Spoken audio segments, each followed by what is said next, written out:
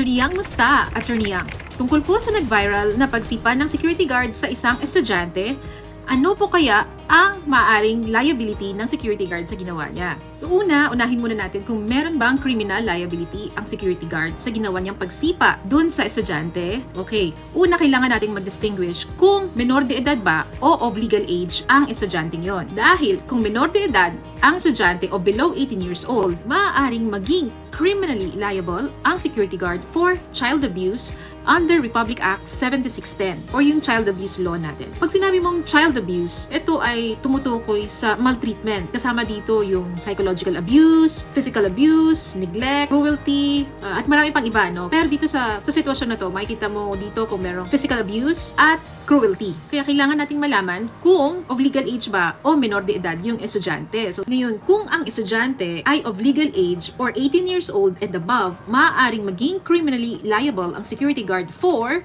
physical injuries, no? At dito malalaman depende sa severity ng injury kung ito ba ay serious physical injury, less serious physical injury, or slight physical injury. Ngayon titingnan natin kung ito ba ay pasok sa slight physical injury o less physical injury. Ngayon, kung ang pananakit ay nagdulot ng visible wounds or injuries na nangangailangan ng medical attention o kaya nawalan siya ng kakayahan na magtrabaho from 1 to 30 days, then maaari pong maging criminally liable ang security guard for less serious physical injuries. Ngayon, kung nangailangan naman ng medical attention ang biktima ng from 1 day to 9 days na medical attention o kaya nawalan ng kakayahan na magtrabaho ang biktima from 1 to 9 days, then maaaring maging criminally liable ang security guard for slight physical injuries. Ngayon, ang tanong, paano naman po kung hindi nagdulot ng visible wounds or injury ang pananakit ng security guard? Maaaring maging criminally liable ang security guard for maltreatment under Article 266 ng Revised Penal Code. Tanong, maaari bang i-raise ng security guard ang self-defense sa ginawa niyang pagsipa sa estudyante?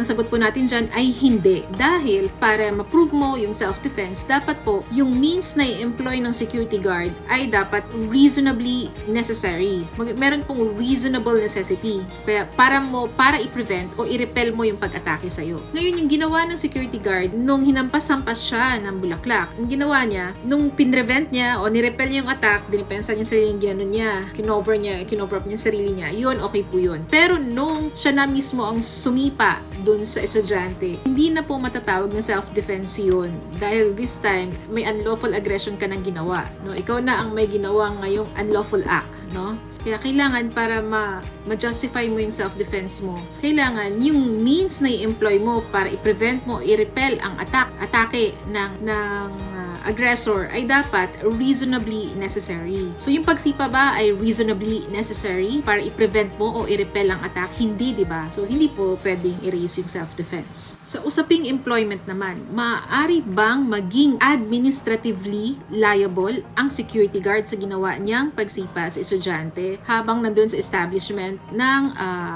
mall? Yes, maaari pong maging administratively liable ang security guard sa kanyang ginawa na pagsipa sa estudyante dun sa premises ng mall, no? May mga factors lang na dapat i-consider. Sino ba talaga ang employer ng security guard? So, sino ba ang talagang may jurisdiction na magpataw ng administrative sanction, no, sa security guard? Ito ba ay ang kanyang security agency? Ang kanyang employer ba ay ang security agency mismo o yung mismong mall owner, no? Pangalawa, kailangan malaman din kung nasunod ba ang twin notice rule, requirement ng labor code, kung saan before maging administratively liable ang security guard ay kailangan masunod muna yung twin notice rule na ito. Una, yung first notice ay dapat ino-notify siya na may incident na ganitong nangyari at you are being administratively charged. Bibigyan ka ng ilang days para sagutin yung charges sa'yo, at then nakalagay din doon sa first notice kung kailan yung first conference ninyo, kung saan maghaharap kayo. Maaari kayo magdala ng mga